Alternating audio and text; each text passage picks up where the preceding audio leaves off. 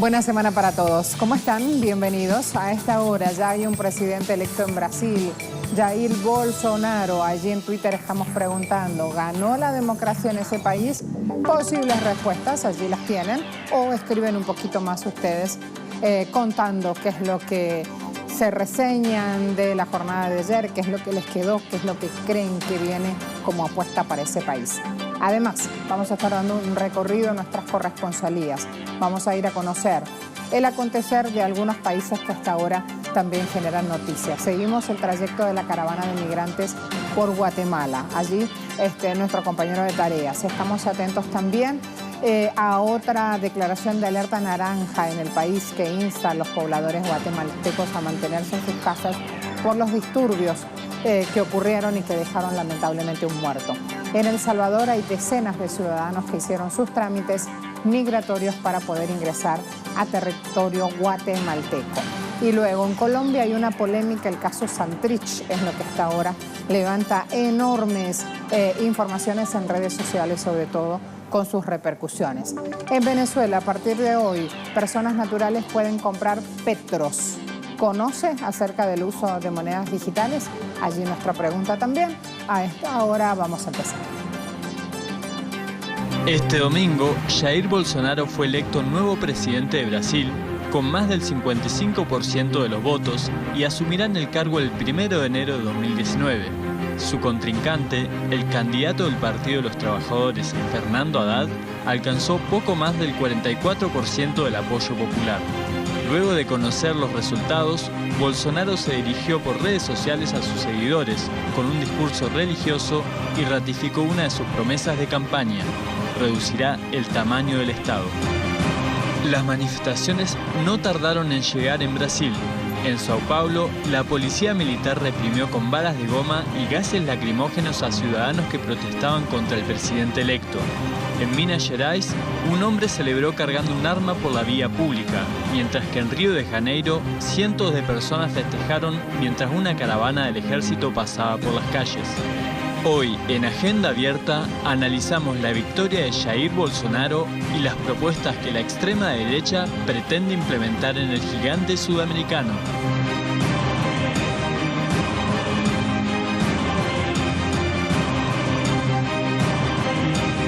Ya está nuestro invitado en el estudio, así que vamos a ir rápido con la presentación de portales que nos dan una actualización de los hechos hasta ahora.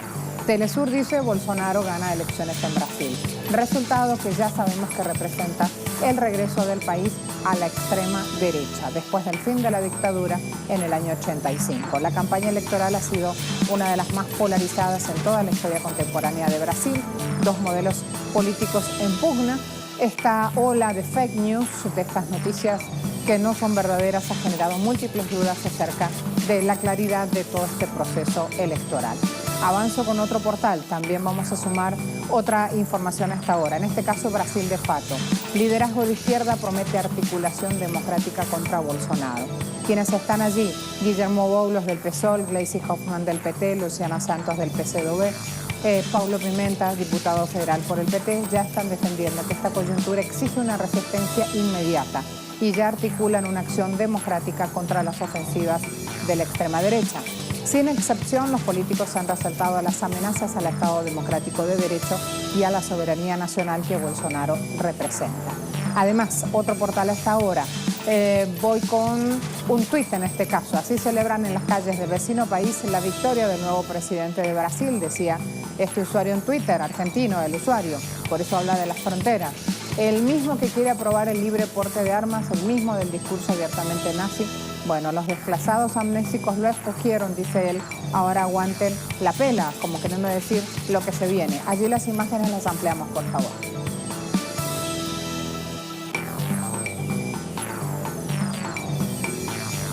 Además, otro tuit. Señora bolsonarista agrede a niña pobre que responde como puede. De fondo, la clase media paseando como si nada. Esto ocurrió en Brasil. Pocas fotos podrían resumir tan conceptualmente lo que está sucediendo en Brasil. Si quieren, también amplían la imagen para tener un poco más de este contexto. Una señora que pasa en bicicleta, la niña agredida es la que responde. Se resalta en la imagen como puede. ¿Cuál es la situación? Vamos a ver. Cuadro de situación. Brasil. Bolsonaro, planes y aliados. ¿Por dónde viene la cuestión? Ligado a este hombre, presidente electo del país, repetimos esta hora, los sectores más conservadores de la Iglesia Evangélica a la cual pertenece, propone regresar a una orientación cultural conservadora, sin educación sexual en las escuelas, por ejemplo. Luego, cuando hablamos de los aliados, hay que ver que solo no va a poder hacerlo todo. Por lo tanto, prometió movilizar militares y fuerzas policiales en una guerra contra la delincuencia, por ejemplo, planteada así por él. Liberar el acceso a las armas también es uno de los objetivos. Rodeado de ex jefes militares que aprecian como él la dictadura militar, también tenemos que decir que hay una fuerte presencia de ese poder militar en el Parlamento. Además, vamos a ver, hay distintas felicitaciones ya hasta ahora ante estos planes de Bolsonaro y su triunfo electoral. Felicitaciones a Jair Bolsonaro, nuevo presidente de Brasil, le dice su homólogo de Colombia, elegido democráticamente, resalta Duque. Nuestro deseo para que esta nueva etapa del país vecino sea de bienestar y unión. Esperamos continuar nuestra relación de hermandad para fortalecer vínculos políticos, comerciales y culturales. Otra felicitación, la del vecino de Argentina. Felicitaciones a Jair Bolsonaro por el triunfo en Brasil. Deseo que trabajemos pronto juntos por la relación entre nuestros países y el bienestar de argentinos y brasileros. Chile, Sebastián Piñera. Aquí lo tenemos. Felicito al pueblo brasileño por una limpia y democrática elección. Felicito a Bolsonaro por su gran triunfo electoral. Lo invito a visitar Chile y estoy seguro que trabajaremos con voluntad, fuerza y visión de futuro en favor del bienestar de nuestros pueblos y la integración. Un dato más a esta hora. ¿Quién está detrás del plan económico de Bolsonaro, que ya ha dicho ayer que va a achicar el aparato estatal? Aquí lo tienen. Paulo Guedes, economista ultraliberal, hace parte de los Chicago Boys. Si se acuerdan, cada vez que hablamos de los Chicago Boys asociados a Chile, bueno, hace parte del mismo equipo. Admirador y discípulo de Friedman, ex asesor de la dictadura pinochetista, propone profundizar las privatizaciones, achicar al máximo el Estado en su dimensión. Declarado enemigo del actual régimen laboral y jubilatorio, ya sabemos entonces qué se viene, qué se trae entre manos, porque estamos hablando también que es el posible ministro de Economía o de Hacienda, como le llaman de aquel lado del mundo. Me voy con Beto Almeida, analista político, ya está listo para acompañarnos y profundizar en estos puntos. Beto, bienvenido nuevamente. Teníamos ahí entre signos de interrogación qué se viene para Brasil en nuestra propuesta. ¿Qué pensás que se viene para tu país? Bueno, esta elección se abre un panorama muy complejo, muy sinistro también.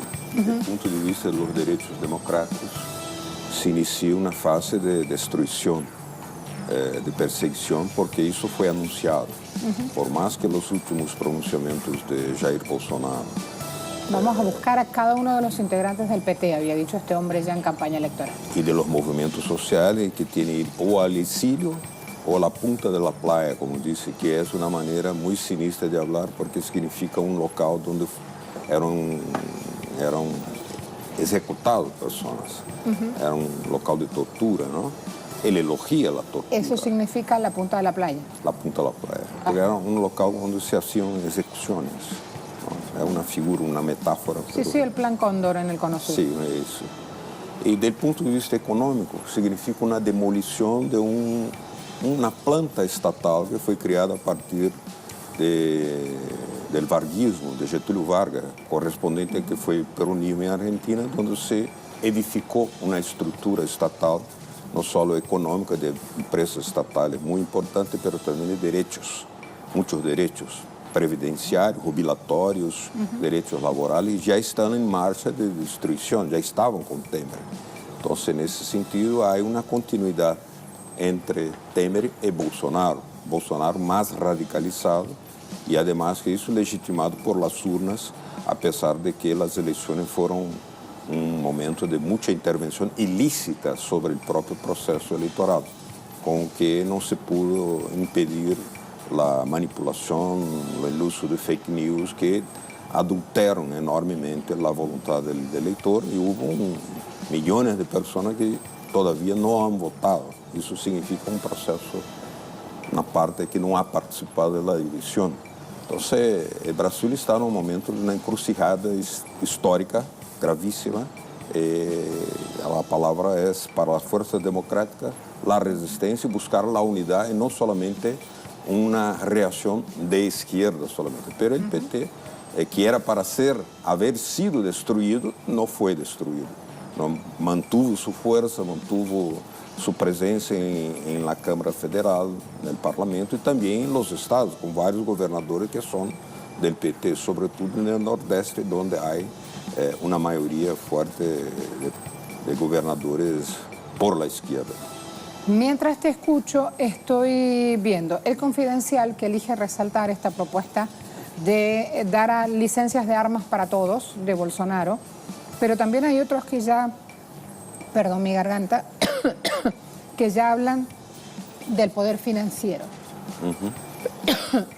Bueno, existem as duas coisas, não? Existem as duas coisas que isso de dar arma a todos, flexibilizar, é algo que corresponde ao interesse da indústria armamentista, pero do ponto de vista de reduzir o papel do Estado, ao invés de uma forma civilizada, de uma política pública que pueda proteger a gente, uma segurança pública racional, de cada qual que se haga uma salvaguardia, não?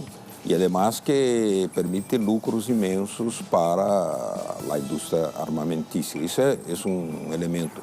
Pero indica também país que tem 60 mil muertos ao ano por homicídio, 60 mil muertos ao ano, ou mais que isso, às vezes, indica insuflar essa maneira de que cada qual haga o que tem que fazer. Como temos milícias em várias cidades, temos milícias, grupos de extermínio, o próprio presidente electo, dijo que os grupos de extermínio, mientras não tenham uma repressão mais dura, como ele dijo, os grupos de extermínio são bem-vindos. Isso é gravíssimo, sinistro, não? De toda maneira, os intelectuais, os lutadores sociais, os sindicalistas, movimentos sociais estão bajo uma perseguição já muito declarada por Jair Bolsonaro. El rol de las mujeres, creo, en esta resistencia va a ser vital, Beto. Siempre es vital. En ese momento es un presidente declaradamente a destruir derechos, que muchos derechos pasaron a incluir las mujeres. Por ejemplo, las mujeres adquirir el voto, una conquista que viene el voto femenino de 32, muy antes de la Francia, que solamente en 46. Eso era Vargas, parte del arcabouço de derechos de la era Vargas, el voto femenino. Pero a pesar de eso, todo lo que se logró, por ejemplo, licencia maternidad, el vice de Bolsonaro já ha declarado que isso pode ser um capricho, não? Licença maternidade, a remuneração por essa licença maternidade, tudo isso pode significar estar em la mira para ser destruído. E sempre o que houve foi uma busca de equiparação, não? Laboral, salarial, e agora o presidente eleito ha declarado que a mulher tem que ganhar menos sim, que o homem. Então, para as mulheres, é um período de resistência, de não retroceder de lo que tem, não? Muitas coisas avançaram nesse período todo, a partir incluso do país haver logrado uma presidenta mulher, né, que foi Dilma Rousseff. Isso deu simbolicamente e também em maneira de direitos, como, por exemplo, o título de la terra era para as mulheres, de la agricultura familiar, porque as mulheres tinham mais equilíbrio, comportamento mais responsável e preserva e defende sua família. Não, nem sempre, por os problemas de alcoolismo, o homem aborda de una forma distinta, digamos, el rol de comunidad de la mujer. Sí, claro, y la mujer defendiendo, pero estas medidas eran medidas estatales que pueden estar en la mira para ser destruidas. Eso iba a preguntarte si solo va a poder actuar Bolsonaro desarmando todo este aparato construido o va a necesitar del Parlamento también. Sí, siempre necesita el Parlamento, pero él ha declarado muchas veces, su hijo también, y el vicepresidente, que si el Parlamento for un problema, va a hacer las cosas sin el Parlamento. El general Hamilton Mourão habló en caso de necesidad de cerrar el Parlamento. Eso no son cosas que se hablan en una campaña electoral meramente por acaso, no es casual. No, claro. Es una amenaza, o sea, el Parlamento que se comporte, si no, es una amenaza. Entonces, como el PT sigue teniendo la mayor bancada parlamentaria, claro que no tiene la mayoría, tiene la mayor bancada, y Bolsonaro ahora tiene extraordinariamente, de manera muy interrogante, hay que verificar cómo sale de 3 parlamentarios para 53. O sea, un crecimiento cuando no había siquiera un partido construido, el PSL no estaba construido. Fue exactamente una maquinaria informacional, una maquinaria de fake news y una maquinaria de marketing político que ha logrado, con asesoría de hombres como Steve Bannon, de Estados Unidos, que ha asesorado a Donald Trump para montar esse processo que tem o objetivo de favorecer, não, a geopolítica norte-americana, agora tendo no Brasil um governo favorável, não só favorável, o presidente eleito bate continência à la bandeira norte-americana, o que é gravíssimo, porque ahora, a otra bandera. Hay que entender toda esta eficaz maquinaria que le dan el triunfo electoral, como también ha logrado echar patas en la tierra para de esa maquinaria electoral sumar votos. Ahí está justamente la clave, me parece que tenemos que desentrañar de aquí a futuro, y no solamente en Brasil, porque Brasil en este caso ya es un laboratorio con resultados obtenidos con votos, llega Bolsonaro. Allí la clave enorme que hay que dilucidar y empezar a escudriñar, a desmenuzar, Beto. Quando empezaram as manifestações contra Dilma Rousseff em 2013 e vino a campanha de demolição do PT, por isso é importante que o PT siga demonstrando sua força, porque o objetivo era destruir o PT, destruir totalmente o PT. E apesar da prisão de Lula, o PT demonstra essa força, que está em vários estados, o governador, uma eleição muito forte, porque Haddad iniciava com uma intenção de voto muito pequena. 22, 23% como muito. Houve um crescimento espantoso. Pero aquelas manifestações já indicavam a interferência externa, porque é um processo geopolítico, não é um problema doméstico do Brasil. Na geopolítica, tal como a que atuou em Ucrânia, tal como a que atuou com outros métodos militares em Líbia, em Iraque, em Síria, se está fazendo em Brasil por el voto. Pero el voto precedido de una maquinaria, de una maquinación, ¿no?, emocional, psíquica, de estar en cada celular con imagen de demolición de lo que hizo el PT. Pues el PT sacó Brasil del mapa del hambre de la ONU. Pero eso no fue noticia siquiera en Brasil, porque el PT pretendió hacer un proceso de transformaciones sociales gradualíssimo, evidentemente reformístico, pero sin consolidar com um aparato de defesa desse avanço. Não se avança impunemente sem prever que uma reação muito forte virá do outro lado. Há uma luta de classe, evidentemente, isso não estava no cargo. Se imaginava que poderia gradualmente avançar. Não se construiu, por exemplo, um meio de comunicação público forte, alternativo, para hacer disputas de narrativa e educação política de las massas. Por isso, muita gente pobre ha votado por Bolsonaro e serão as primeiras vítimas. Vão perder o aguinaldo, por exemplo, vão perder medidas, por exemplo, o arrocho salarial será inevitável, porque esse economista que vai ser provavelmente o ministro de Fazenda foi um Chicago boy que utiliza os métodos de Pinochet en la economía y en la política, ¿no? Entonces él mira un jubilado como inimigo, mira un asalariado como un enemigo que hay que aplastar. Así que una cosa es aplicar esa fórmula en Chile, con los indicadores y el tamaño de la economía chilena, a llevarlo evidentemente en un tamaño macro a un continente en sí mismo como lo es Brasil. A gravidade está aqui. Estão falando de uma das 10 maiores economias do mundo. Então, isso significa, para a América Latina, em las relações que tem o Brasil com o conjunto, de la región, con muchos países de África. Con los volúmenes, los números que maneja. El porte de la economía brasileña y además la relación que tenía Brasil con los países del BRICS, que probablemente va a reducir. Ya había iniciado con Temer, ¿no? Brasil estaba prácticamente solo como un consultor en los BRICS, pero ahora probablemente ahí deberán aparecer algunas de las discrepâncias internas, porque sectores del agronegócio brasileño já havia advertido que Bolsonaro não tem uma exata compreensão do papel de China, porque o maior parceiro comercial do Brasil será a China. Haverá uma contradição inevitável, porque não se pode substituir de uma hora ao outro uma economia, uma relação econômica com China que é da maior do mundo, com todos os países, mas sobretudo com o Brasil. Então, isso vai significar tremendamente que políticas e procedimentos que há hoje, lhe dou um exemplo, China compra petróleo de Venezuela e compra arroz de Brasil e paga parte do petróleo que compra de Venezuela com arroz de Brasil, que desembarca acá.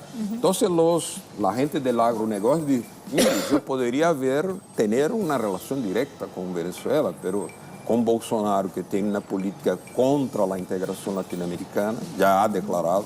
Sí, sí, sí. Haverá problemas, por exemplo, na ordem do Mercosul, sobretudo os programas apoiados por Brasil de fazer, por exemplo, obras de logística, de infraestrutura em favor de uma integração mais física da região. Isso tudo está em questão, provavelmente vai ser ou paralisado ou bastante diminuído por la ação direta do governo brasileiro. Planes declarados de Bolsonaro, vamos a mostrarlos en pantalla. Alejamiento del Mercosur, tal cual lo planteabas, abandonar Naciones Unidas, liberación de la frontera agropecuaria, reprimiendo justamente un movimiento histórico de nuestra región, como es el Movimiento Sin Tierra, que lucha justamente tierra para quien la trabaja. Y esto no es todo. Desactivar el IBAMA, que es una agencia gubernamental que monitorea la deforestación del Amazonas, también está en los planes de este hombre.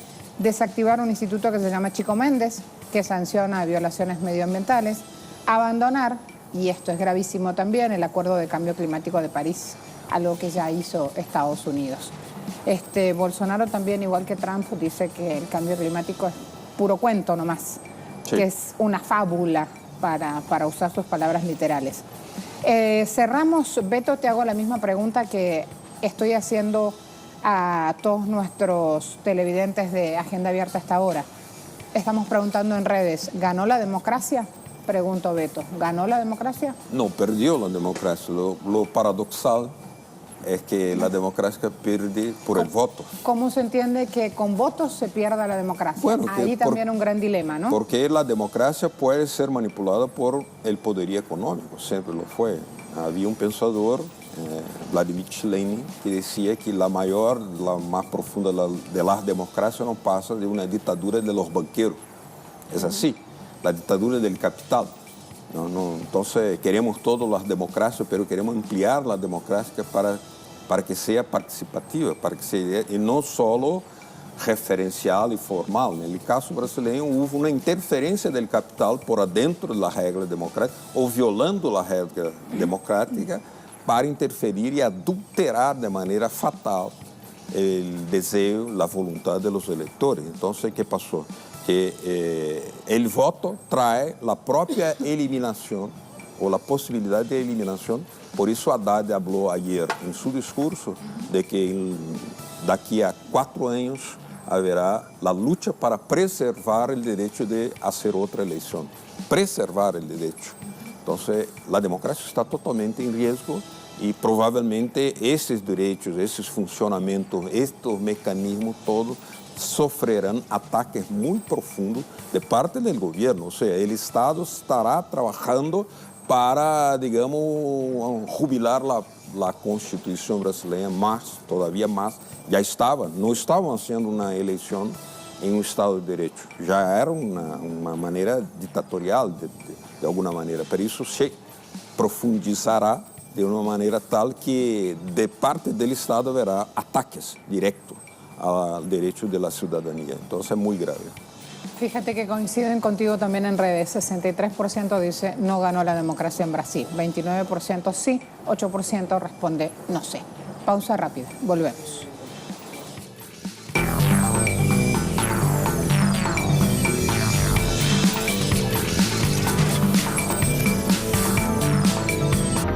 Me voy con Beto Almeida, analista político, ya está listo para acompañarnos y profundizar en estos puntos. Beto, bienvenido nuevamente. Teníamos ahí entre signos de interrogación qué se viene para Brasil en nuestra propuesta. ¿Qué pensás que se viene para tu país? Bueno, esta elección se abre un panorama muy complejo, muy sinistro también. Desde el punto de vista de los derechos democráticos, se inicia una fase de destrucción, de perseguición, porque eso fue anunciado. Por más que los últimos pronunciamientos de Jair Bolsonaro. Vamos a buscar a cada uno de los integrantes del PT, había dicho este hombre ya en campaña electoral. Y de los movimientos sociales que tienen o al exilio o a la punta de la playa, como dice, que es una manera muy sinistra de hablar porque significa un local donde eran ejecutados personas. Era un local de tortura, ¿no? Él elogia la tortura. ¿Eso significa la punta de la playa? La punta de la playa. Porque era un local donde se hacían ejecuciones. ¿No? Es una figura, una metáfora. Sí, sí, el Plan Cóndor en el Cono Sur. Sí, eso. Y desde el punto de vista económico, significa una demolición de una planta estatal que fue creada a partir del varguismo, de Getúlio Vargas, correspondiente al que fue el peronismo en Argentina, donde se edificó una estructura estatal no solo económica, de empresas estatales muy importantes, pero también de derechos, muchos derechos, previdenciarios, jubilatorios, derechos laborales, ya están en marcha de destrucción, ya estaban con Temer.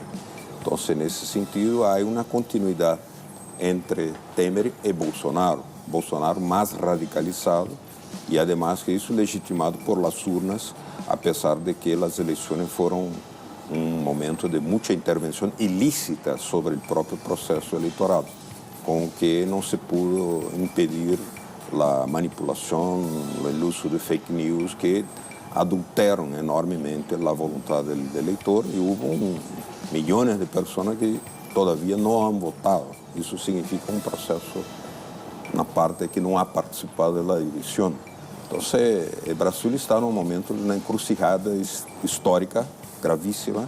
La palabra es para las fuerzas democráticas la resistencia y buscar la unidad y no solamente una reacción de izquierda solamente. Pero el PT, que era para haber sido destruido, no fue destruido. No, mantuvo su fuerza, mantuvo su presencia en la Cámara Federal, en el Parlamento y también en los estados, con varios gobernadores que son del PT, sobre todo en el Nordeste, donde hay una mayoría fuerte de gobernadores por la izquierda.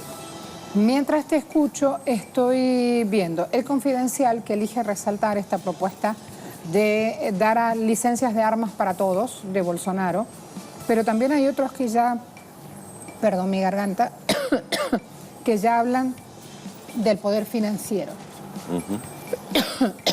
Bueno, existem as duas coisas, não? Existem as duas coisas que isso de dar arma a todos, flexibilizar, é algo que corresponde ao interesse da indústria armamentista, pero do ponto de vista de reduzir o papel do Estado, ao invés de uma forma civilizada, de uma política pública que pueda proteger a gente, uma segurança pública racional, de cada qual que se haga uma salvaguardia, não?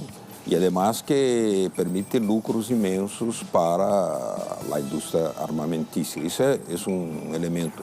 Pero indica também um país que tem 60 mil muertos ao ano por homicídio, 60 mil muertos ao ano, ou mais que isso, às vezes, indica insuflar essa maneira de que cada qual haga o que tem que fazer. Como temos milícias em várias cidades, temos milícias, grupos de extermínio, o próprio presidente electo, dijo que os grupos de extermínio, mientras não tenham uma repressão mais dura, como ele dijo, os grupos de extermínio são bem-vindos. isso é gravíssimo, sinistro, não? De toda maneira, os intelectuais, os lutadores sociais, os sindicalistas, movimentos sociais estão bajo uma perseguição já muito declarada por Jair Bolsonaro. El rol de las mujeres, creo, en esta resistencia va a ser vital, Beto. Siempre es vital. En ese momento es un presidente declaradamente a destruir derechos, que muchos derechos pasaron a incluir las mujeres. Por ejemplo, las mujeres adquirieron el voto, una conquista que viene, el voto femenino de 32, muy antes de la Francia, que solamente en 46. Eso era Vargas, parte del arcabouço de derechos de la era Vargas, el voto femenino. Pero a pesar de eso, todo lo que se logró, por ejemplo, licencia maternidad, el vice de Bolsonaro já ha declarado que isso pode ser um capricho, não?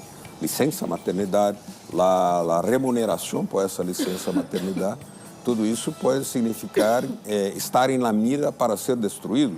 E sempre o que houve foi uma busca de equiparação, não? Laboral, salarial, e agora o presidente eleito ha declarado que a mulher tem que ganhar menos sim, que o homem. Então, para as mulheres, é um período de resistência, de não retroceder de lo que tem, não? Muitas coisas avançaram nesse período todo, a partir incluso do país haver logrado uma presidenta mulher, né, que foi Dilma Rousseff. Isso deu simbolicamente e também em maneira de direitos, como, por exemplo, o título de la tierra era para as mulheres, de la agricultura familiar, porque as mulheres tinham mais equilíbrio, comportamento mais responsável, e preserva e defende sua família.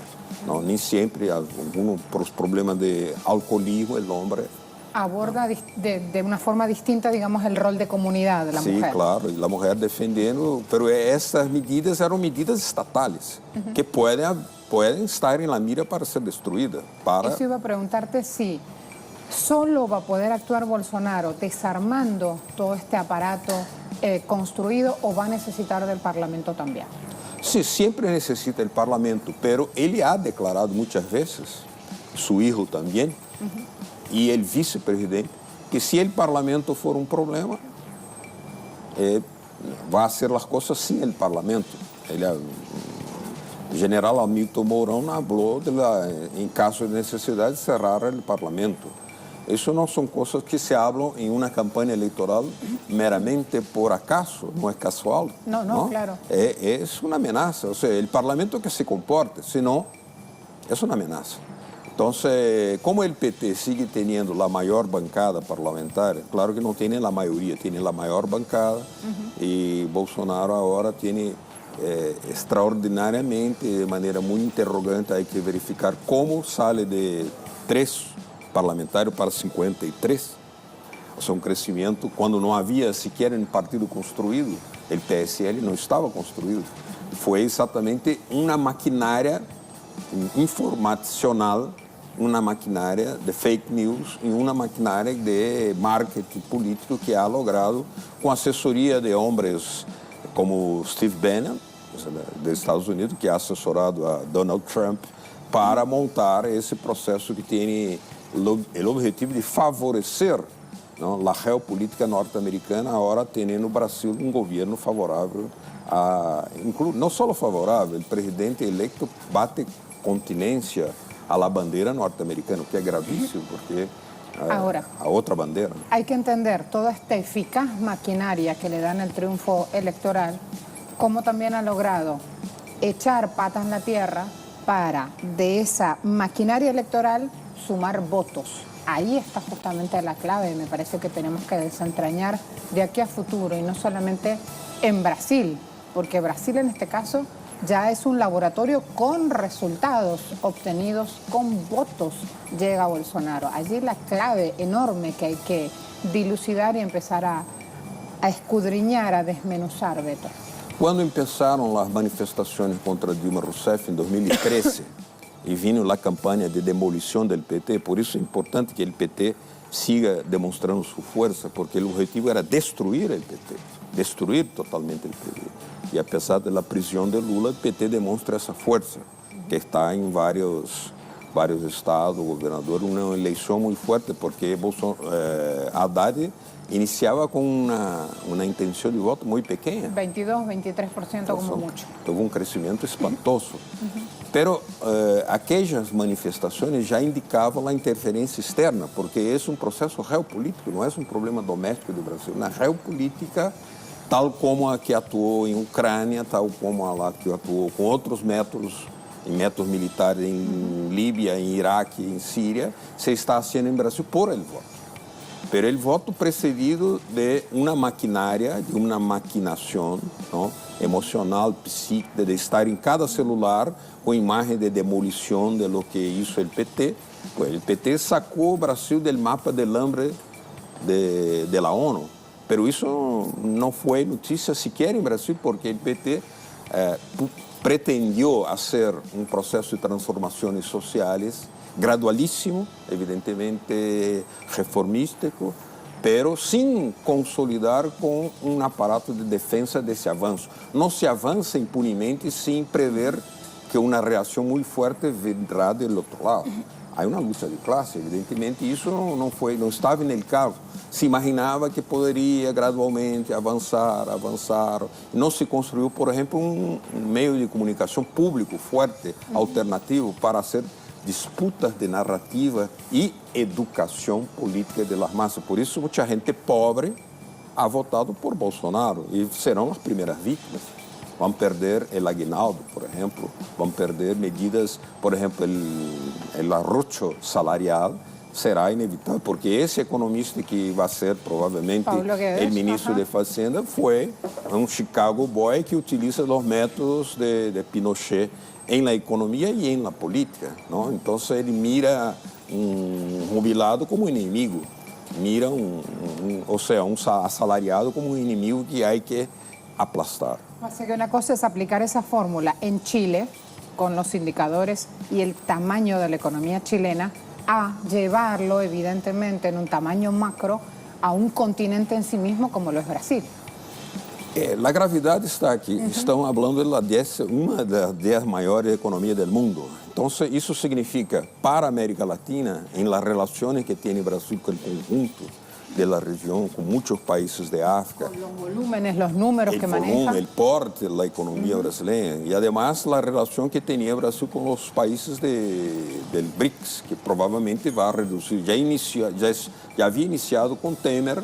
O Brasil estava praticamente solo como um consultor em los BRICS, pero agora provavelmente aí deverão aparecer algumas das discrepâncias internas, porque setores do agronegócio brasileiro já haviam advertido que Bolsonaro não tem uma exata compreensão do papel de China, porque o maior parceiro comercial do Brasil será a China. Haverá uma contradição inevitável, porque não se pode substituir de uma hora a outra uma economia, uma relação econômica com China que é da maior do mundo, com todos os países, mas sobretudo com o Brasil. Então, isso vai significar tremendamente que políticas e procedimentos que há hoje, lhe dou um exemplo, China compra petróleo de Venezuela e compra arroz de Brasil e paga parte do petróleo que compra de Venezuela com arroz de Brasil, que desembarca acá. Então, a gente do agronegócio diz, mire, eu poderia ter uma relação direta com Venezuela, mas com Bolsonaro, que tem uma política contra a integração latino-americana, já ha declarado. Sí. Haverá problemas, por exemplo, na ordem do Mercosul, sobretudo os programas apoiados por Brasil de fazer, por exemplo, obras de logística, de infraestrutura em favor de uma integração mais física da região. Isso tudo está em questão, provavelmente vai ser ou paralisado ou bastante diminuído por la ação direta do governo brasileiro.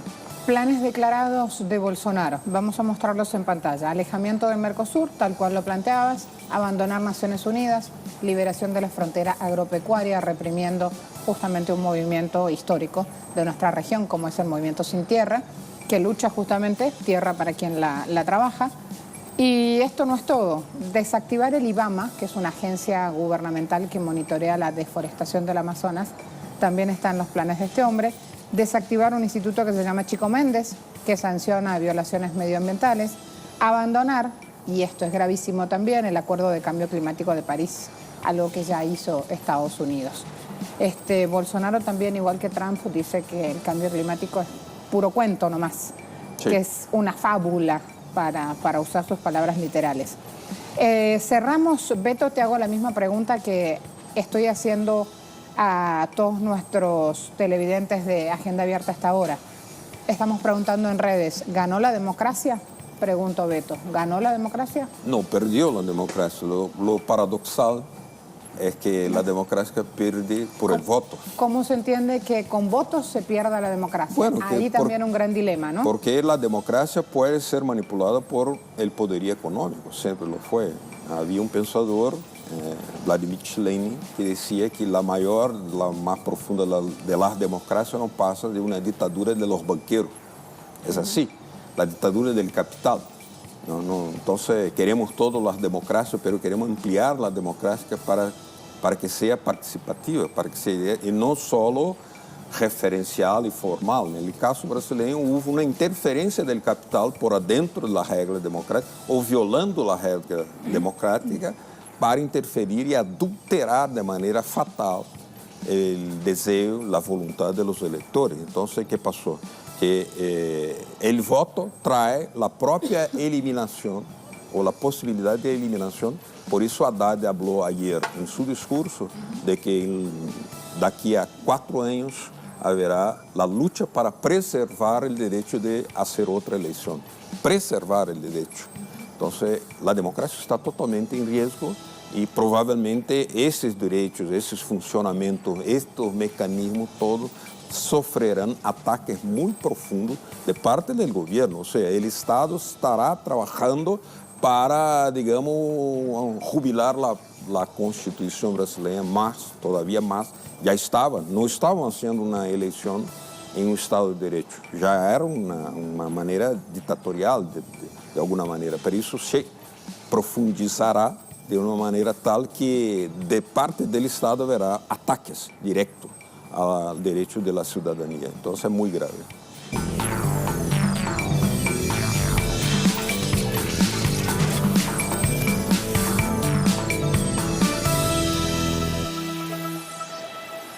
A esta hora una vuelta rápida por las corresponsalías de Telesur en el mundo. Ayer sufrieron una represión. Una de las caravanas migrantes está en un puente internacional que divide Guatemala y México. Allí Pablo Pérez nos avanza con la situación a esta hora. Pablo, adelante. Muy buenos días, es un placer participar de Agenda Abierta y bueno, pues desde aquí en Guatemala, la frontera con México, en la ciudad de Cunumán, donde pues el día de ayer se dieron distintos encuentros de los grupos de migrantes, en su mayoría centroamericanos, con primero la policía de Guatemala y después con la Policía Federal Mexicana. Se ha declarado una alerta naranja en la localidad, instando a los pobladores a que permanezcan en sus hogares por los disturbios resultantes de las actividades del día pasado, que recordemos lamentablemente terminaron con una víctima fatal por parte de los migrantes hondureños. En esta ciudad pues se sigue una tensa calma hasta el momento y bueno, la situación es que los migrantes en su mayoría siguen nuevamente en el puente internacional entre las dos fronteras de México y Guatemala, en una área digamos neutral en la cual pues están por el momento recuperándose después de los enfrentamientos del día de ayer, con pues una intención aún todavía muy clara de que ellos lo que necesitan es continuar su travesía hacia el norte, a pesar de los sellos que pues las distintas autoridades fronterizas les han impuesto a lo largo de este viaje que iniciaron ellos hace unos días desde sus países de origen. Gracias, Pablo. Sigo con el tema. Parte de Estados Unidos una nueva caravana migrante desde El Salvador y allí también estamos. Ernesto, sumemos información, por favor. ¿Qué tal? Buenos días. Me encuentro en la frontera La Echadura entre El Salvador y Guatemala. fue por esta frontera donde el día de ayer domingo decenas de salvadoreños realizaron sus trámites migratorios para ingresar a territorio guatemalteco con rumbo hacia los Estados Unidos. Aunque las autoridades salvadoreñas brindaron apoyo a esta caravana que llegó relativamente rápido a esta frontera, ya que recibieron el apoyo de transportistas que los acercaron estos 121 kilómetros desde la capital salvadoreña hasta esta frontera. Esto les ha permitido ahorrar energías para continuar su viaje hacia los Estados Unidos. Evidentemente, las autoridades han advertido a la población que el viaje es peligroso y aunque no les están impidiendo su libre tránsito por el territorio centroamericano, advierten las dificultades que pueden tener en esta odisea que ahora inicia en esta primera caravana de salvadoreños hacia los Estados Unidos. Se espera una segunda para el próximo miércoles, pero por el momento esa es la información que tenemos. Regreso la señal al estudio. Muchas gracias, me voy a Colombia. Caso Santrich está desatando inmensidad de repercusiones con la noticia. ¿Qué es lo que pasa allí, Paola? Una gran polémica se ha desatado por el caso de Jesús Santrich. Recordemos que justamente la semana anterior la Jurisdicción Especial para la Paz se pronunció sobre este caso. En primera medida le pidió a la Fiscalía General de la Nación que entregara todas las pruebas que tiene en contra de Jesús Santrich, acusado de estar haciendo negocios de narcotráfico luego de firmado el acuerdo de paz entre y las FARC, caso que ha sido polémico por las pruebas que entregó justamente la Fiscalía, pero en segunda medida lo que hizo la Jurisdicción Especial para la Paz fue pedirle a la Cancillería que haga la exigencia al gobierno de Estados Unidos para que también entregue las pruebas que tiene en contra de Jesús Santrich. Pues bien, fueron 5 días el plazo que dio la JEP para que la Fiscalía audios donde supuestamente Jesús haciendo negocios con un supuesto cartel de Sinaloa. Lo que se ha conocido también es que se entregó un expediente de 7 páginas donde la Fiscalía haría la explicación de lo que consiste o lo que contienen estos audios, pero fue justamente lo que dijo textualmente en una carta y abusando del poder, esto dirigiéndose al fiscal Néstor Humberto Martínez. Ni tú ni nadie en este mundo podrán presentar grabación alguna en la que esté hablando algo distinto a lo que he dedicado mi vida en los últimos años, la implementación del acuerdo de paz y los proyectos productivos de la reincorporación. Reflexione y deje de ser un farsante, fue lo que le dijo Jesús Santrich al fiscal general de la Nación. Lo que ha dicho la defensa es que justamente le pedirá a la Jurisdicción Especial para la Paz la pronta liberación de Jesús Santrich mientras se esclarecen estos casos, ya que durante meses la Fiscalía no presentó ninguna prueba contundente que justifique que Jesús Santrich esté privado de la libertad. Esta semana se vence el plazo para que la Fiscalía termine de entregar las pruebas y estamos muy atentos al desarrollo de esta noticia. Muchas gracias a todos. Tiempo de continuar, vénganse los buenos. Viene el mundo deportivo a nuestra pantalla. Ajá, compañera, ¿cómo le va? Muy bien, ¿Cómo ha estado el fin de semana? Muy bien, gracias. ¿Tú has estado bien? Claro que sí, muy deportivo, bastante con el mundo del béisbol sobre todo. Un montón. Cuando quiera, adelante. Claro que sí, gracias mi querida Marcela. Y empezamos con el segmento deportivo contándoles que México hizo historia con un dramático triunfo 2-1 en 10 entradas. Vencieron de esta manera a los mariachis en la Copa Mundial de Béisbol Sub-23 que se realizó en Barranquilla, en Colombia. Este es el primer título que obtiene este país en esta competencia. La final fue disputada frente a 6.500 aficionados en el estadio Edgar Rentería de La Arenosa, en Colombia. México anotó todas las carreras que necesitaba para ganar en la parte alta de la 10ª entrada cuando Fabricio Macías dio sencillo por el centro del terreno para hacer anotar a sus 2 compañeros.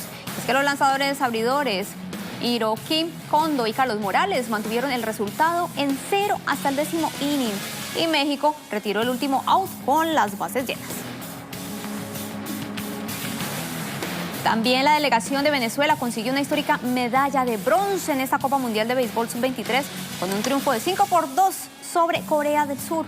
Los asiáticos hicieron un gran esfuerzo para empatar el partido en la parte alta de la séptima, pero en el cierre de la octava, la Vinotinto anotó la carrera de la victoria gracias a un corrido de bases agresivo de Anthony Concepción, que corrió de primera a tercera base con un sencillo de Leandro Cedeño. Cabe destacar que el abridor venezolano, Nivaldo Rodríguez, lanzó 5 entradas muy buenas, en las que permitió solo un hit y dejó el juego con una sólida ventaja de 3-1.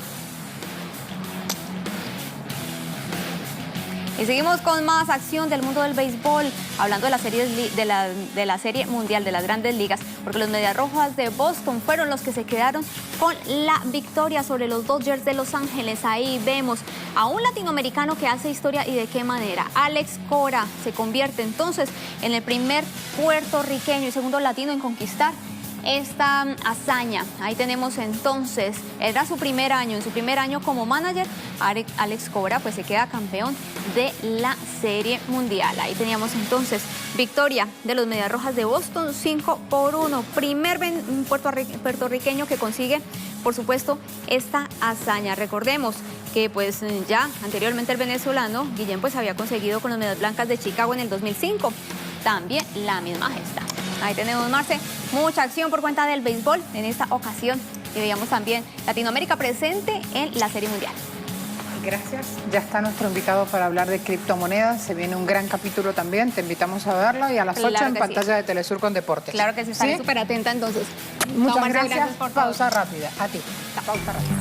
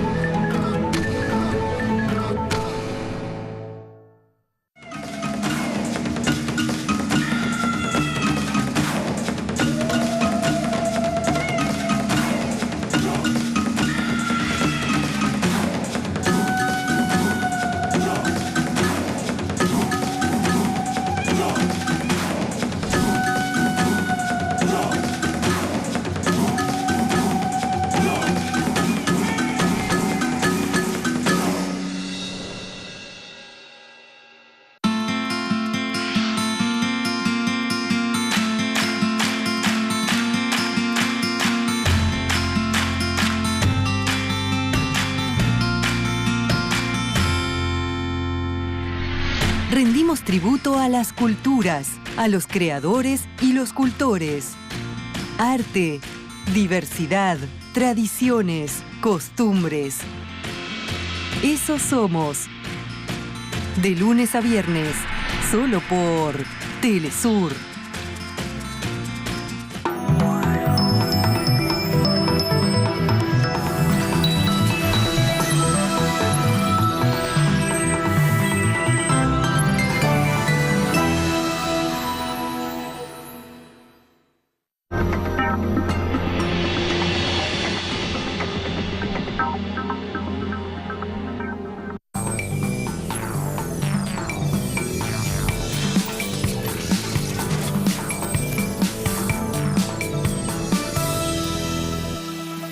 Atención, invitado ya listo, un tema desplegado, presten atención, criptomonedas, petros, cuando vean white paper, empiezan a sumar interrogantes, y si quieren también me van escribiendo para ir preparando preguntas para nuestro invitado.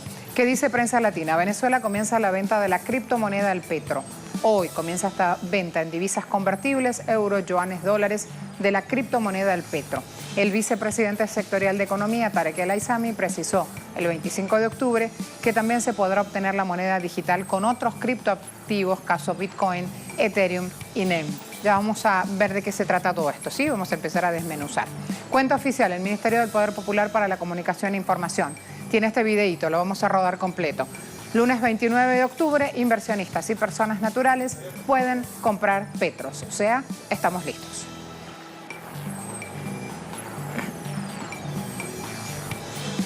Ahí van recibiendo un video cortito, rápido, con algunas identificaciones. Yuan, dólares o cualquier otra divisa, puedes dirigirte a la Superintendencia Nacional de Criptoactivos y Actividades Conexas, SUNACRIP, y comprar el petro. Desde el lunes 29 de octubre, inversionistas y personas naturales podrán comprar petros. Para ello, podrán utilizar cualquier otra criptomoneda o moneda. Si tienes efectivo en euros, yuanes, dólares o cualquier otra divisa, puedes dirigirte a la Superintendencia Nacional de Criptoactivos.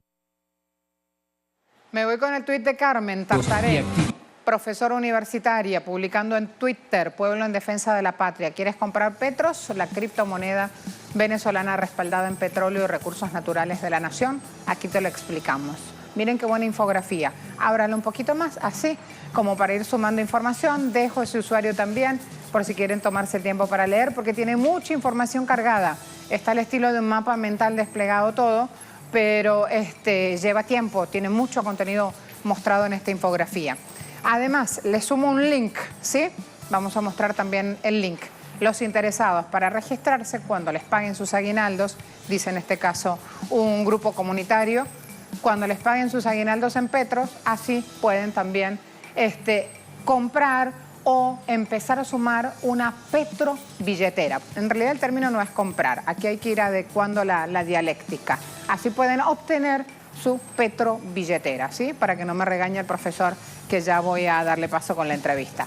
Página Petro, ahí la tenían. Empezamos a sumar otros puntos también. ¿Por qué decidimos ir directamente a nuestro invitado? Para ir sumando pedagogía, justamente. Me acompaña Víctor Teoctisto. Él es doctor, PhD en computación de la Universidad Politécnica de Cataluña, profesor titular de la Universidad Simón Bolívar aquí en Caracas, especialista en criptoeconomía. Me voy. Profe, bienvenido. ¿Ha visto cuántas vueltas para llegar al punto? Sí. ¿Cómo le va? ¿Cómo está? Muy bien. Encantado de estar aquí. Y suena todo a que la información está disponible, pero para que se entienda la información disponible también hay que conocer. Sí. Así que vamos a la pedagogía básica y ya le empiezo a leer. Antes de haber empezado el tema, ya hay acá informaciones que responden a la pregunta en Twitter diciendo: conozco de criptomonedas, pero del petro no sé nada. ¿Y cómo puede ser si hoy estamos largando un proceso que es fundamental para el país? Sí, nosotros debemos recordar que el petro fue anunciado en diciembre del año pasado.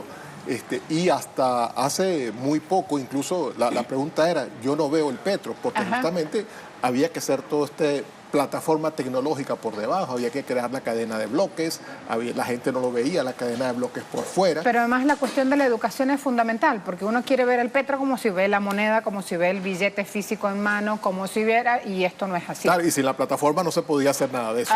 ¿Ven? Pero ya hoy ya la plataforma está lista, ya se va a poder a partir de hoy comprar directamente al abrir lo que se llama la billetera digital del petro, que es como se hace todo transar de actividades en criptomonedas. Una vez ya uno puede adquirir los petros. Los petros son particularmente una criptomoneda muy especial, es una invención venezolana, porque es una divisa internacional que Venezuela está creando, sustentada en la tecnología de la cadena de bloques. Entonces, se va a comportar muy distinto a las otras criptomonedas, porque las criptomonedas generalmente tienen un valor especulativo, mientras que el petro está diseñada para ser estable, basada justamente en los activos de los commodities que produce el Estado venezolano. Hablemos de esa comparativa, que eso es fundamental entender, porque justamente hablamos del respaldo del petro. Justamente, digo, las criptomonedas se pueden disparar en valor, porque solamente dependen de lo que uno cree que valen.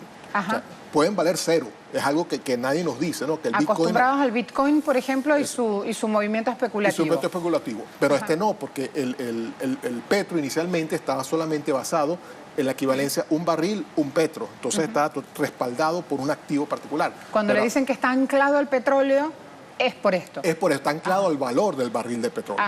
Que es de la producción venezolana, porque aunque se usa la reserva para respaldarlo, en realidad estamos hablando de que está respaldado por barriles de producción. Pero ahora cambia, porque ahora en la ecuación estamos metiendo el oro, la onza de oro, estamos metiendo la tonelada de hierro, estamos metiendo el valor del quilate de diamante, y se mueve cada uno con demandas distintas. ¿Y eso por qué? ¿Por qué la decisión de diversificar, digamos, sino quedarse solamente con la cotización del barril de crudo? Porque justamente si vemos el precio del petróleo en los últimos 4 años, llegó a $100, bajó a 20, después estaba en 50 en diciembre y ahora está en 75, 76 dólares. Entonces, como commodity, es bastante volátil. Entonces, ¿qué es lo que hace? Menos volátil que el Bitcoin en ese sentido, pero es bastante volátil como commodity. Lo que hacemos entonces es añadir otra serie de commodities que sus demandas son anticíclicas. Es decir, cuando uno sube, el otro baja. Y al meterlo en una fórmula de estabilidad, lo que nos permite es que el petro se mantenga en un cierto nivel de crecimiento ponderado de estos commodities, que justamente lo hace tan atractivo, porque lo que uno quiere de una divisa no es que se dispare en valor, porque entonces no puedo hacer comercio con ella. Yo quiero una divisa que tenga un valor constante, que me permita intercambiarla por bienes y servicios a una rata constante y me permita hacer inversiones con ella.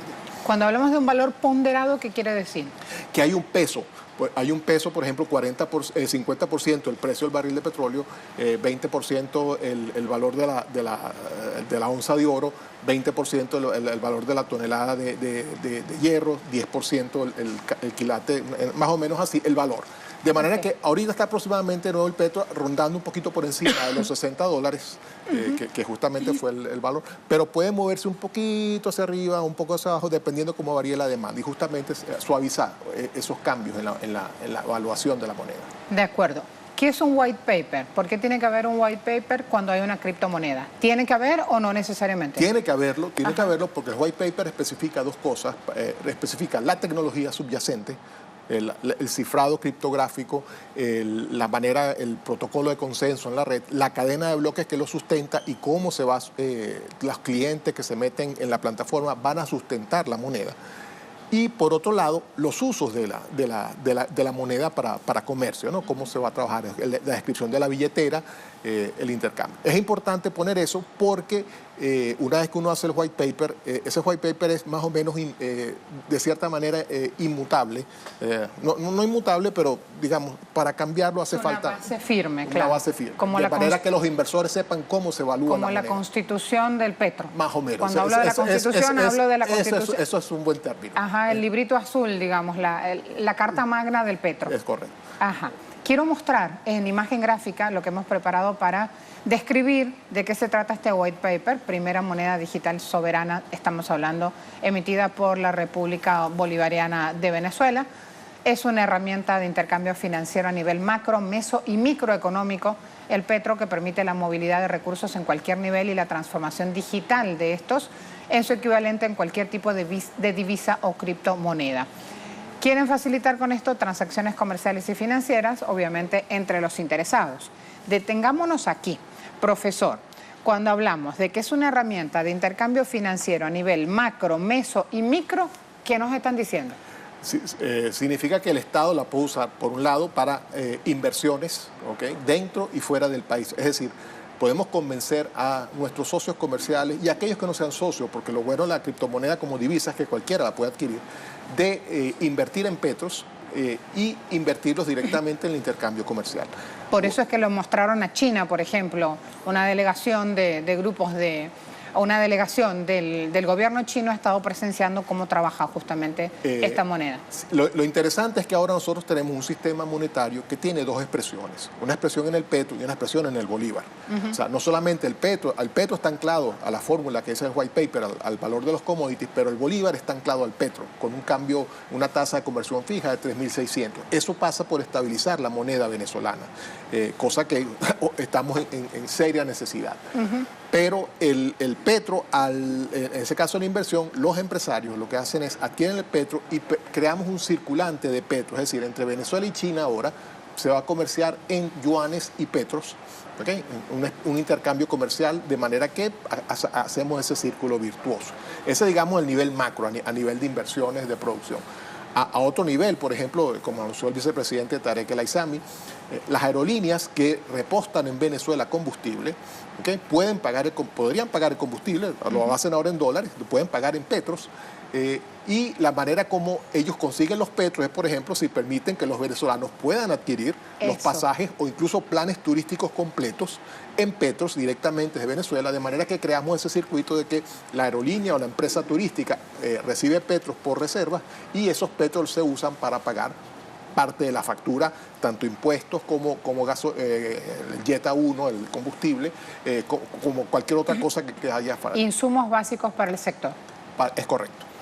Mientras usted hablaba, yo buscaba las imágenes justamente de este encuentro con la delegación china, mostrando cómo se mueve esta moneda, incentivando el uso, mostrando el white paper justamente con toda la importancia que tiene. Ahí ya lo van a ir visualizando en pantalla. Ahí lo tienen, allí las imágenes. Y esto es importante, ya lo decía el profesor, por todo lo que va abriendo justamente, porque nos da visibilidad en un montón de acciones que en el día a día se han ido perdiendo, porque aparecen otras noticias que justamente hace que dejemos de perseguir la ruta del petro, pero quienes están manejando esta acción económica siguen su marcha. Esta conversación con las aerolíneas ha existido, también hay un llamado a las comunidades a sumarse a cada una de las instancias gubernamentales que va desplegando para conocer un poco más y para ir viendo cómo la podemos sumar en nuestras vidas. ¿Es tan fácil como parece? Requiere una cierta, digamos, alfabetización digital.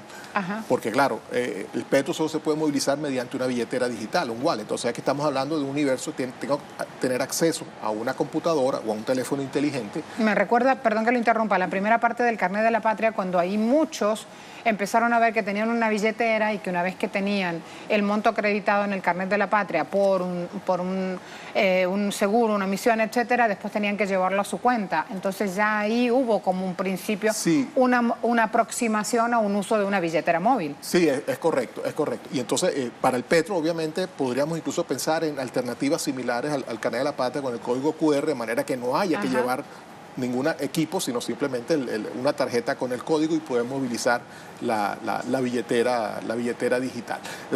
Eso se va a ir construyendo, porque lo del petro, digamos, se llama una construcción de confianza, por decirlo así. Ajá. La confianza se basa en dos cosas. Uno, en la seguridad de los commodities por detrás. O sea, Venezuela vende unos recursos que son ávidamente perseguidos. Cuando hablamos de seguridad, hablamos de seguridad jurídica. Jurídica, ¿okay? Por un lado. Pero por otro lado, por lo atractivo de los insumos, de los productos venezolanos que se venden al exterior. Me refiero a petróleo, diamante, oro y hierro.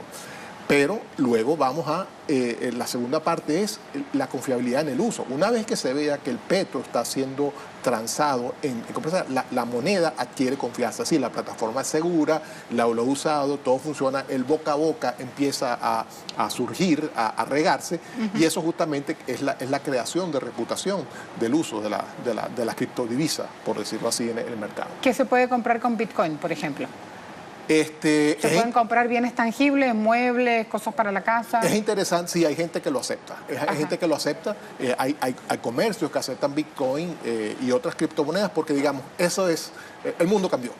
O sea, sí, claro. Ahora eso es un instrumento de pago más que tiene el mercado financiero internacional. Bueno, de hecho aquí en Venezuela hay un auge con PayPal y el uso de PayPal muy extendido. Estoy mencionando uno de los tantos mecanismos y muchos comerciantes están usando, admitiendo uso de criptomonedas específicamente diseñadas para ser lo que llaman ellos micromontos, montos entre 0 y $500, o sea, para transacciones grandes, para justamente no atraer al público equivocado, porque no hemos tocado el asunto que en las criptomonedas también atrae usuarios no del todo legales, o sea, porque tratan de esconder ganancias capitales ilegales o hacer fuga de capitales a través de las criptomonedas. Eso no va a suceder con el Petro porque el Petro no es una criptomoneda anónima. O sea, la persona cuando crea su billetera tiene que identificarse y por lo tanto siempre va a saber quién está transando, por lo menos el Estado sabrá quién está transando en Petro. O sea, que no sea una información pública. Con lo cual el origen de los fondos también aparece allí. Claro, es parte de la arquitectura. Es parte de la arquitectura, el origen y quién lo hace. Bien. Porque ese es el dato justamente en contra del resto de unas cuantas monedas, caso Bitcoin, con el tema de si proviene el dinero de paraísos fiscales, etcétera, etcétera, o de dudosa procedencia, por decirlo así, hasta que se demuestra lo contrario. Claro, porque las criptomonedas vienen de lo que se llamó inicialmente el DigiCash, que fue no fue una criptomoneda propiamente, sino era como efectivo anónimo, y fue la primera tecnología en los años 80. El precursor del entorno, digamos. Todo el entorno que era justamente para, no era descentralizado, pero sí era anónimo.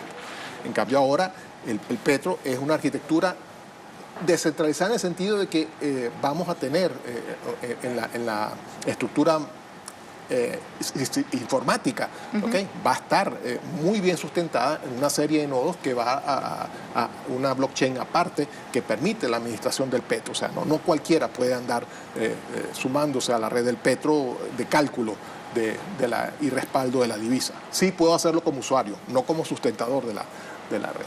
Se entiende. Preguntamos en redes. ¿Conoce acerca del uso de monedas digitales a raíz de esta posibilidad de comprar petros hoy? Ya voy con las respuestas generales. Tenemos la opción de elegir un múltiple choice o de escribir un poquito más. Guillermo escribe un poquito más y dice: es muy necesario hacer acuerdos con China, Rusia y con el pueblo coreano, que debe ser unificado. Tiene que ser un solo pueblo. No se olviden de la República iraní. Pacten, hagan acuerdos con el señor presidente Rouhani. Cada uno va apuntando justamente para el lado donde le ve ecuación, ¿no? Sostenibilidad a la moneda. Mira, lo que sucedió es que durante mucho tiempo el dólar era la moneda de reserva mundial y había como un acuerdo de que justamente una moneda de reserva mundial no había que meterse mucho con la intencionalidad política del uso del dólar. Pero esa política en Estados Unidos ha cambiado. Estados Unidos ahora está imponiendo condiciones políticas, e incluso de torsión de la voluntad popular. Estados Unidos, porque China dice que no se mete en asuntos políticos, sino que negocia de la manera en la cual resulte productiva para ambos pueblos. Claro, pero eso hace también que entonces los otros países, y me estoy refiriendo a China y a Rusia, que también están siendo afectados por la movilidad del dólar, decían, mira, vamos a crear un espacio distinto. Y en el Pacífico eso es lo que está sucediendo. En el Asia-Pacífico se está creando un espacio donde se va a reducir el papel de circulación del dólar. Y eso abre entonces esa disyuntiva que, bueno, vamos a abrir el espacio para la circulación tanto de otras divisas como de criptomonedas a nivel. Buen día. La gran pregunta es, ¿cuándo podré adquirir petros con bolívares? Eso es a partir del 5 de noviembre. O sea, a partir de hoy se puede adquirir en divisas, se puede adquirir en otras criptomonedas, no cualquier criptomoneda. Hay 3.000 criptomonedas en este momento en el mundo, pero estamos hablando de las que son de más uso. Eso es un uso marginal, digamos, es cierto, pero lo importante es que los venezolanos podamos usar el petro. Lo importante del petro es que hay una tasa de conversión fija, de bolívares 3.600 por el petro. Hay algunos bancos que no están entendiendo mucho cuál es la dinámica y están poniendo una variabilidad extraña. Yo vi de ayer unas páginas que ponían, no, el petro está en 3.840, 3.850 bolívares ahora. No, 3.600 todavía, esa es la parte fija. También aquí tengo una queja, profesor, que me dicen, si el sueldo dura un día, ¿cómo vamos a comprar certificados en oro o en petros? Cada uno también en la coyuntura económica va poniendo su propia expectativa. Y también esto es justamente un cruce de expectativas. El tema económico habla de esto por excelencia. En este caso es Juan Luis con su respuesta. Y le había comentado a Val, antes de que empezáramos a conversar, decía, conozco bastante de monedas digitales, del petro no conozco nada. Hay otro universo de televidentes que respondió. 15% que sí conoce de monedas digitales, 48% que no conoce de monedas digitales, no solamente petro. lo pusimos mucho más general a la pregunta. Y 37% dice falta información.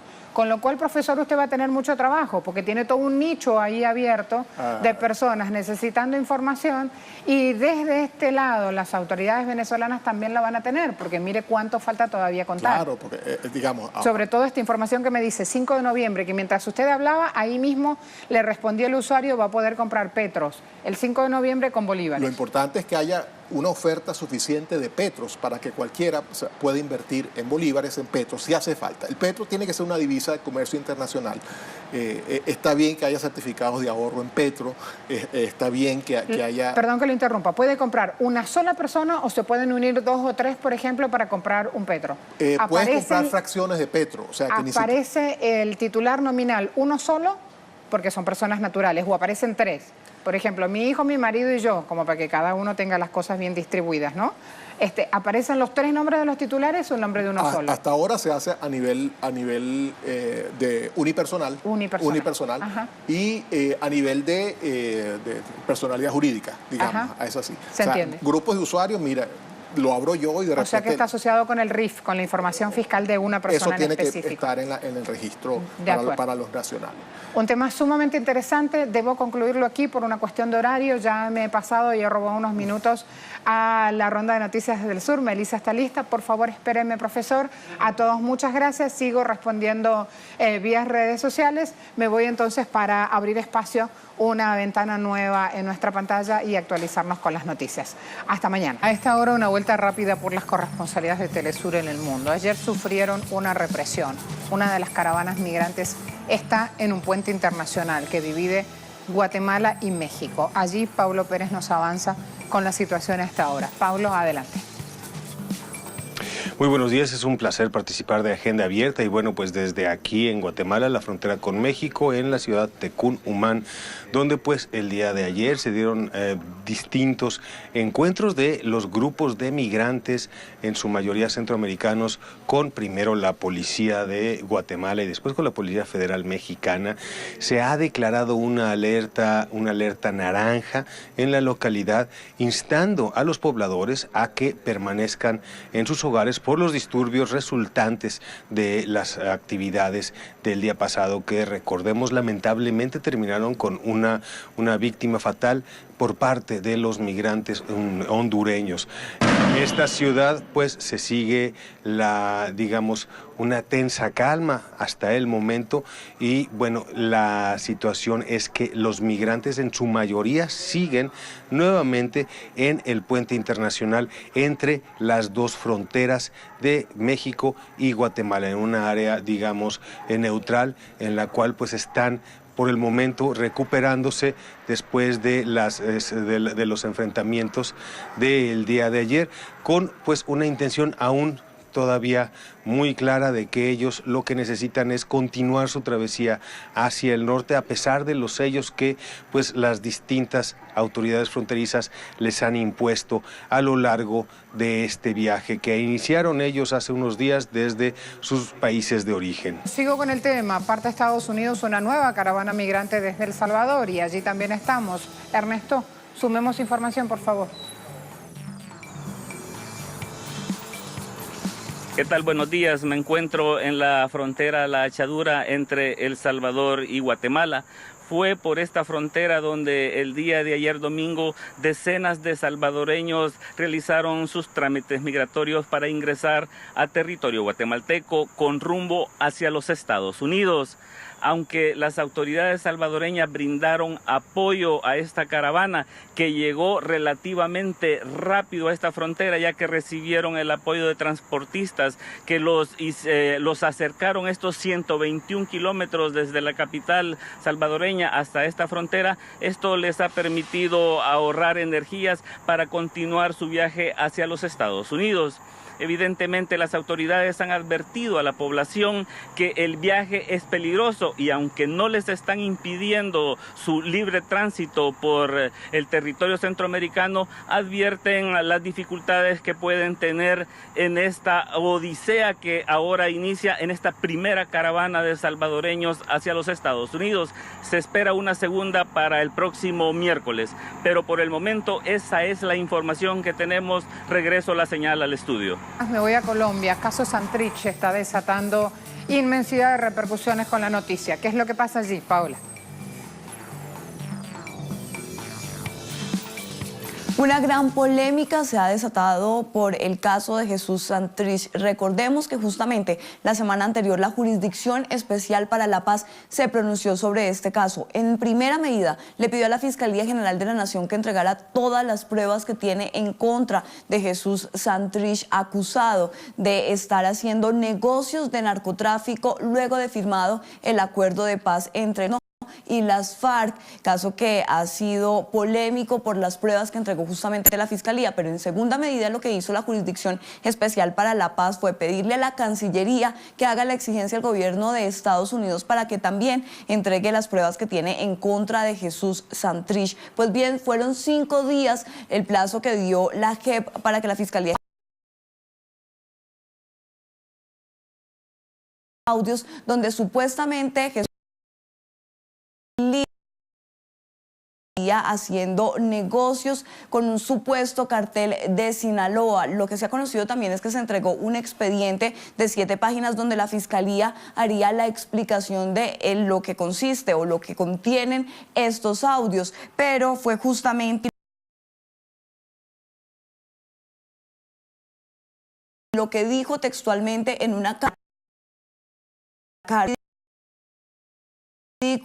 y abusando del poder. Esto dirigiéndose al fiscal Néstor Humberto Martínez. Ni tú ni nadie en este mundo podrán presentar grabación alguna en la que esté hablando algo distinto a lo que he dedicado mi vida en los últimos años, la implementación del acuerdo de paz y los proyectos productivos de la reincorporación. Reflexione y deje de ser un farsante, fue lo que le dijo Jesús Santrich al fiscal general de la Nación. Lo que ha dicho la defensa es que justamente le pedirá a la Jurisdicción Especial para la Paz la pronta liberación de Jesús Santrich mientras se esclarecen estos casos, ya que durante meses la Fiscalía no presentó ninguna prueba contundente que justifique que Jesús Santrich esté privado de la libertad. Esta semana se vence el plazo para que la Fiscalía termine de entregar las pruebas y estamos muy atentos al desarrollo de esta noticia.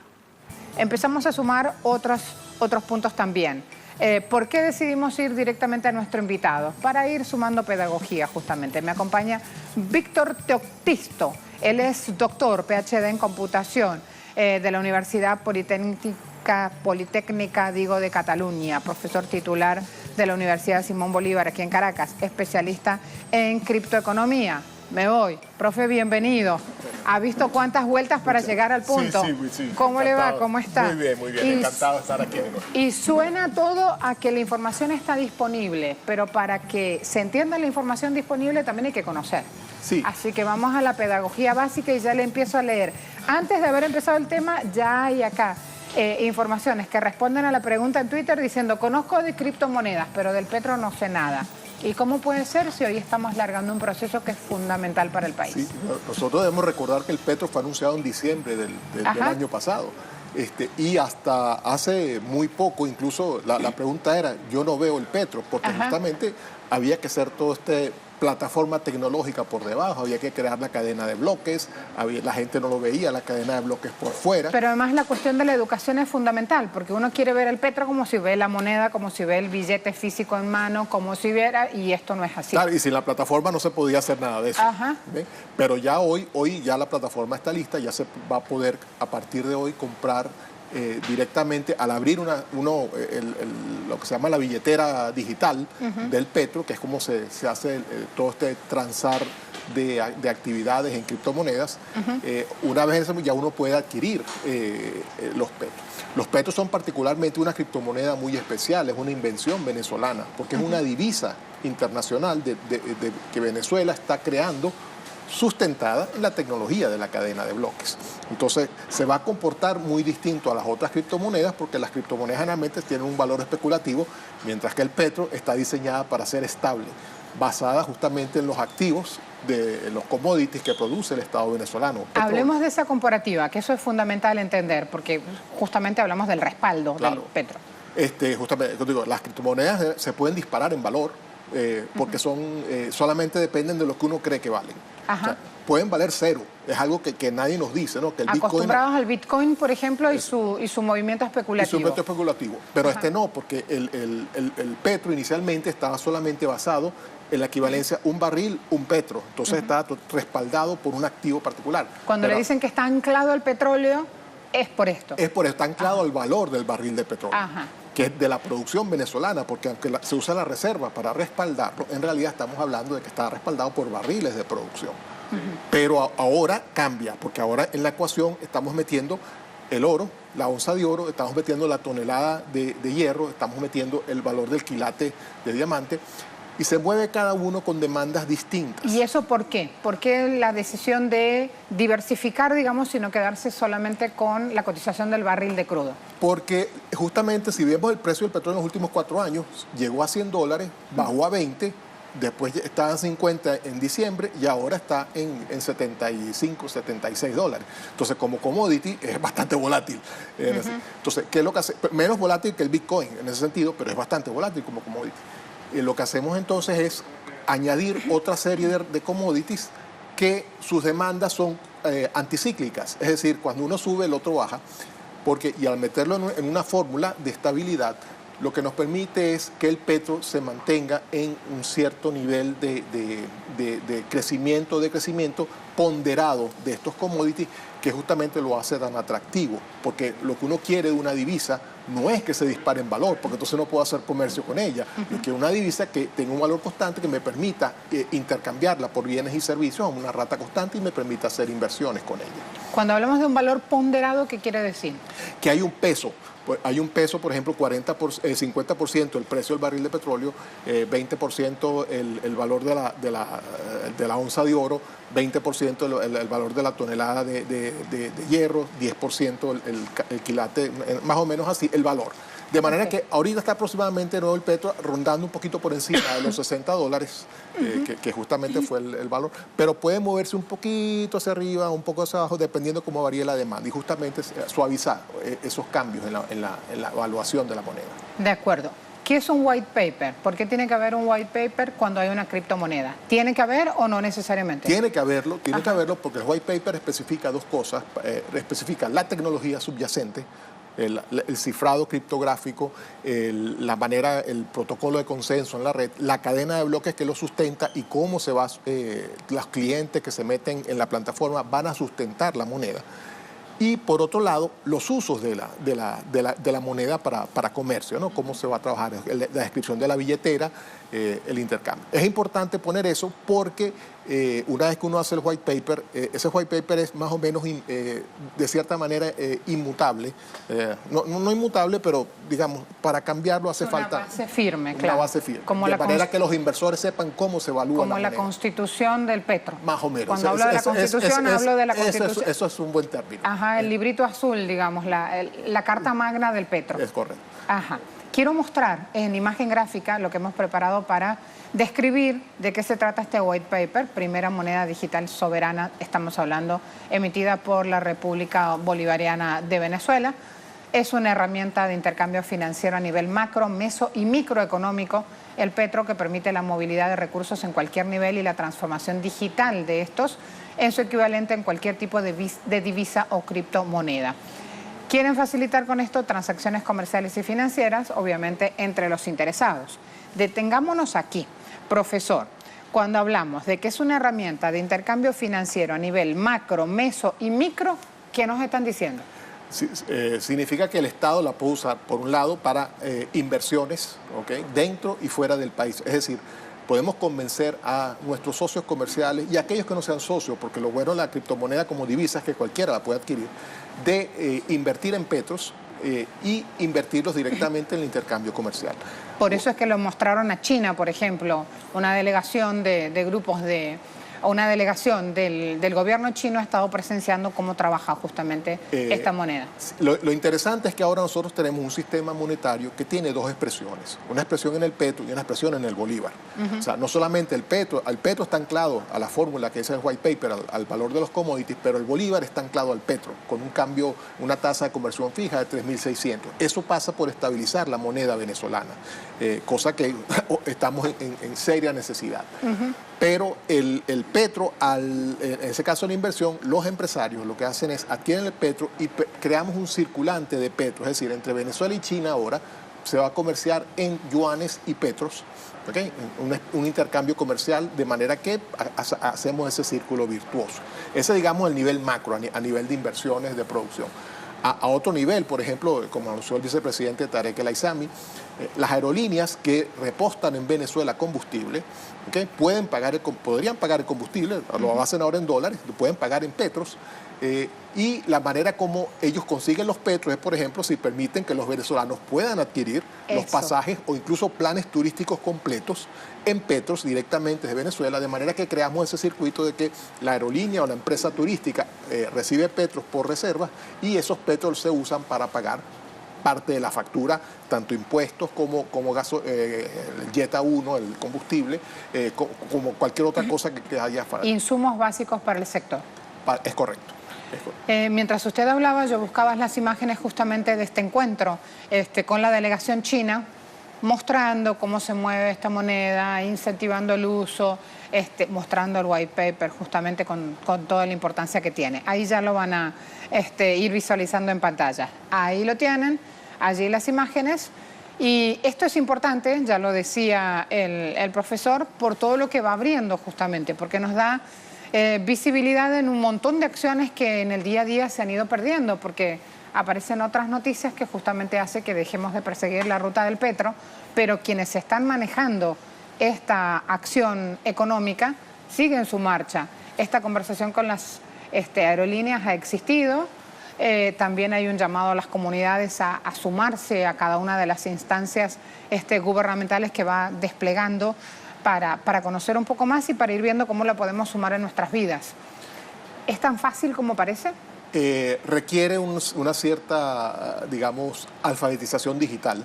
Ajá. Porque claro, el petro solo se puede movilizar mediante una billetera digital, un wallet. Entonces aquí estamos hablando de un universo, tengo que tener acceso a una computadora o a un teléfono inteligente. Me recuerda, perdón que lo interrumpa, la primera parte del Carnet de la Patria, cuando ahí muchos empezaron a ver que tenían una billetera y que una vez que tenían el monto acreditado en el Carnet de la Patria por un seguro, una emisión, etcétera, después tenían que llevarlo a su cuenta. Entonces ya ahí hubo como un principio, sí, una aproximación a un uso de una billetera móvil. Sí, es correcto, es correcto. Y entonces para el petro obviamente podríamos incluso pensar en alternativas similares al Carnet de la Patria con el código QR, de manera que no haya que llevar ningún equipo, sino simplemente una tarjeta con el código y poder movilizar la billetera digital. Eso se va a ir construyendo, porque el petro, digamos, se llama una construcción de confianza, por decirlo así. Ajá. La confianza se basa en dos cosas. Uno, en la seguridad de los commodities por detrás. O sea, Venezuela vende unos recursos que son ávidamente perseguidos. Cuando hablamos de seguridad, hablamos de seguridad jurídica. Jurídica, ¿okay? Por un lado. Pero por otro lado, por lo atractivo de los insumos, de los productos venezolanos que se venden al exterior. Me refiero a petróleo, diamante, oro y hierro. Pero luego vamos a, la segunda parte es la confiabilidad en el uso. Una vez que se vea que el petro está siendo transado, la moneda adquiere confianza. Sí, la plataforma es segura, lo he usado, todo funciona, el boca a boca empieza a surgir, a regarse, y eso justamente es la creación de reputación del uso de la criptodivisa, por decirlo así, en el mercado. ¿Qué se puede comprar con Bitcoin, por ejemplo? ¿Se pueden comprar bienes tangibles, muebles, cosas para la casa? Es interesante, sí, hay gente que lo acepta. Hay gente que lo acepta. Hay comercios que aceptan Bitcoin y otras criptomonedas porque, digamos, eso es... el mundo cambió. O sea, sí, claro. Ahora eso es un instrumento de pago más que tiene el mercado financiero internacional. Bueno, de hecho aquí en Venezuela hay un auge con PayPal y el uso de PayPal muy extendido. Estoy mencionando uno de los tantos mecanismos y muchos comerciantes están usando, admitiendo uso de criptomonedas específicamente diseñadas para ser lo que llaman ellos micromontos, montos entre 0 y $500, o sea, para transacciones grandes, para justamente no atraer al público equivocado, porque no hemos tocado el asunto que en las criptomonedas también atrae usuarios no del todo legales, o sea, porque tratan de esconder ganancias capitales ilegales o hacer fuga de capitales a través de las criptomonedas. Eso no va a suceder con el Petro, porque el Petro no es una criptomoneda anónima. O sea, la persona cuando crea su billetera tiene que identificarse y por lo tanto siempre va a saber quién está transando, por lo menos el Estado sabrá quién está transando en Petro. O sea, que no sea una información pública. Con lo cual el origen de los fondos también aparece allí. Claro, es parte de la arquitectura. Es parte de la arquitectura, el origen y quién lo hace. Bien. Porque ese es el dato justamente en contra del resto de unas cuantas monedas, caso Bitcoin, con el tema de si proviene el dinero de paraísos fiscales, etcétera, etcétera, o de dudosa procedencia, por decirlo así, hasta que se demuestra lo contrario. Claro, porque las criptomonedas vienen de lo que se llamó inicialmente el DigiCash, que fue no fue una criptomoneda propiamente, sino era como efectivo anónimo, y fue la primera tecnología en los años 80. El precursor del entorno, digamos. Todo el entorno que era justamente no era descentralizado, pero sí era anónimo. En cambio ahora el Petro es una arquitectura descentralizada en el sentido de que vamos a tener en la estructura informática, va a estar muy bien sustentada en una serie de nodos que va a una blockchain aparte que permite la administración del Petro. O sea, no cualquiera puede andar sumándose a la red del Petro de cálculo y respaldo de la divisa. Sí puedo hacerlo como usuario, no como sustentador de la red. Se entiende. Preguntamos en redes. ¿Conoce acerca del uso de monedas digitales a raíz de esta posibilidad de comprar Petros hoy? Ya voy con las respuestas generales. Tenemos la opción de elegir un múltiple choice o de escribir un poquito más. Guillermo escribe un poquito más y dice: es muy necesario hacer acuerdos con China, Rusia y con el pueblo coreano, que debe ser unificado. Tiene que ser un solo pueblo. No se olviden de la República iraní. Pacten, hagan acuerdos con el señor presidente Rouhani. Cada uno va apuntando justamente para el lado donde le ve ecuación, ¿no? Sostenibilidad a la moneda. Mira, lo que sucedió es que durante mucho tiempo el dólar era la moneda de reserva mundial y había como un acuerdo de que justamente una moneda de reserva mundial no había que meterse mucho con la intencionalidad política del uso del dólar. Pero esa política en Estados Unidos ha cambiado. Estados Unidos ahora está imponiendo condiciones políticas, y incluso de torsión de la voluntad popular. Estados Unidos, porque China dice que no se mete en asuntos políticos, sino que negocia de la manera en la cual resulte productiva para ambos pueblos. Claro, pero eso hace también que entonces los otros países, y me estoy refiriendo a China y a Rusia, que también están siendo afectados por la movilidad del dólar, decían, mira, vamos a crear un espacio distinto. Y en el Pacífico eso es lo que está sucediendo. En el Asia-Pacífico se está creando un espacio donde se va a reducir el papel de circulación del dólar. Y eso abre entonces esa disyuntiva que, bueno, vamos a abrir el espacio para la circulación tanto de otras divisas como de criptomonedas a nivel. Buen día. La gran pregunta es, ¿cuándo podré adquirir Petros con bolívares? Eso es a partir del 5 de noviembre. O sea, a partir de hoy se puede adquirir en divisas, se puede adquirir en otras criptomonedas. No cualquier criptomoneda. Hay 3.000 criptomonedas en este momento en el mundo, pero estamos hablando de las que son de más uso. Eso es un uso marginal, digamos, es cierto, pero lo importante es que los venezolanos podamos usar el Petro. Lo importante del Petro es que hay una tasa de conversión fija, de bolívares 3.600 por el Petro. Hay algunos bancos que no están entendiendo mucho cuál es la dinámica y están poniendo una variabilidad extraña. Yo vi de ayer unas páginas que ponían, no, el Petro está en 3.840, 3.850 bolívares hora. No, 3.600 todavía, esa es la parte fija. También aquí tengo una queja, profesor, que me dicen, si el sueldo dura un día, ¿cómo vamos a comprar certificados en oro o en petros? Cada uno también en la coyuntura económica va poniendo su propia expectativa. Y también esto es justamente un cruce de expectativas. El tema económico habla de esto por excelencia. En este caso es Juan Luis con su respuesta. Y le había comentado a Val, antes de que empezáramos a conversar, decía, conozco bastante de monedas digitales, del Petro no conozco nada. Hay otro universo de televidentes que respondió. 15% que sí conoce de monedas digitales, 48% que no conoce de monedas digitales, no solamente Petro.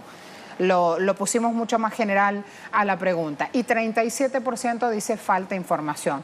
Con lo cual, profesor, usted va a tener mucho trabajo, porque tiene todo un nicho ahí abierto de personas necesitando información, y desde este lado las autoridades venezolanas también la van a tener, porque mire cuánto falta todavía contar. Claro, porque digamos... Sobre todo esta información que me dice 5 de noviembre, que mientras usted hablaba, ahí mismo le respondió el usuario, va a poder comprar petros el 5 de noviembre con bolívares. Lo importante es que haya una oferta suficiente de petros para que cualquiera pueda invertir en bolívares, en petros, si hace falta. El petro tiene que ser una divisa de comercio internacional. Está bien que haya certificados de ahorro en petro, está bien que haya... Perdón que lo interrumpa, ¿puede comprar una sola persona o se pueden unir 2 o 3, por ejemplo, para comprar un petro? Puedes comprar fracciones de petro. O sea, que ¿aparece el titular nominal uno solo? Porque son personas naturales, o aparecen 3. Por ejemplo, mi hijo, mi marido y yo, como para que cada uno tenga las cosas bien distribuidas, ¿no? ¿Aparecen los 3 nombres de los titulares o el nombre de uno solo? Hasta ahora se hace a nivel de unipersonal. Unipersonal. Y a nivel de personalidad jurídica, digamos. Es así. Se entiende. Grupos de usuarios, mira, lo abro yo y de repente... O sea que está asociado con el RIF, con la información fiscal de una persona en específica. Eso tiene que estar en el registro para los nacionales.